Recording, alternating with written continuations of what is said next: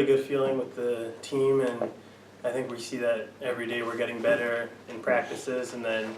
the best feeling is when it comes together in the game and you're able to show it. And we all want it on the road, which is very tough to win, and then to do it at home in front of a lot of people and to show that we're going to be a serious team this year is very important.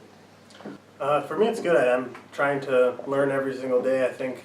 I have a lot of improvement to do as a player, and I think every day I put the shoes on and come into practice, I'm ready to hear what the coaches tell me and learn from the players. We have a lot of experience on our team, so you feel comfortable learning every day, and you know that you have people that are going to do what's best for the team every single day. And when you're in an environment like this, it's easy to do well, and you see that we have people that care about each other, which is important. I'm hoping that, it's only the 8th game into the season, so I hope to continue to improve, and I think that I have a long way to go as a player, and I still believe that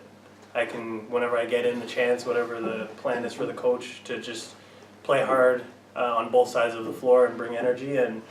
sometimes there's going to be opportunities to score, and that's good, and then sometimes it's opportunities where someone else is successful, and that's the biggest thing. I think we have showed in the first games of the season that we have multiple players that can have a big game from scoring or from energy or from defense, and that's what makes a team a very good team. And it's just to make sure that you go in every single day to